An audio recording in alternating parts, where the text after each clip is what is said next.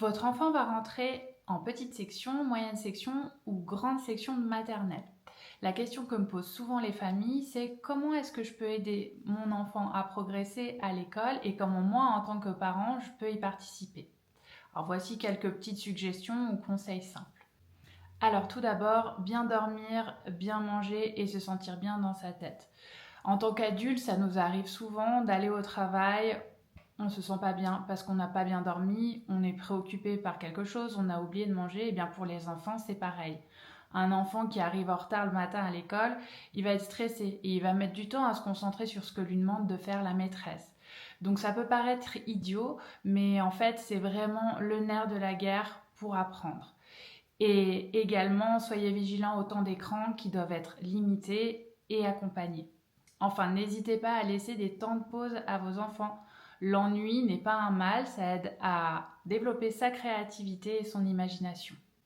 Deuxième conseil, le langage. Le langage, c'est la clé pour communiquer avec les autres et c'est aussi la clé pour comprendre le monde. C'est pour ça que c'est un enjeu majeur des classes de maternelle. Alors n'hésitez pas à lire des histoires à vos enfants. Ça va leur permettre de se familiariser avec le langage de l'écrit, parce qu'on ne parle pas dans les livres comme on parle à l'oral. Ils vont aussi apprendre des nouveaux mots de vocabulaire. Et enfin, n'hésitez pas à utiliser aussi des mots de vocabulaire précis. Au lieu de dire mets tes chaussures, mets tes sandales. C'est une fleur, c'est un coquelicot.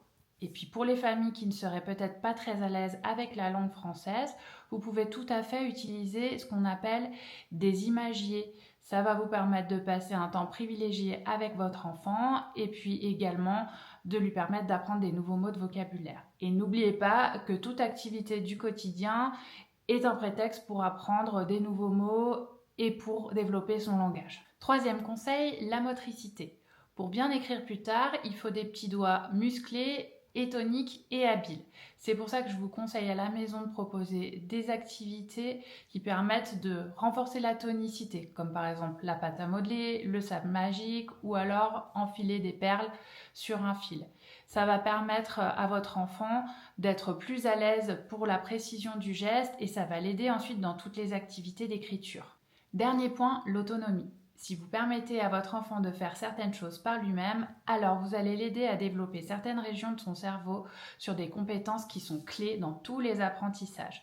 Par exemple, apprendre à se concentrer toute la durée de la tâche, planifier ce que je vais devoir faire et dans quel ordre, apprendre à persévérer et surtout la joie de réussir après de l'entraînement et le goût de l'effort. Donc ça veut dire que dans la vie quotidienne, par exemple, vous pouvez lui proposer de s'habiller seul, arroser les plantes, aider au nettoyage de l'habitation. Et évidemment, être autonome, ça demande un peu d'accompagnement au début. Mais en tous les cas, ça ne veut pas dire faire à la place de. Je vous remercie pour votre attention. Je me réjouis de pouvoir collaborer avec vous, les enseignants et vos enfants cette année.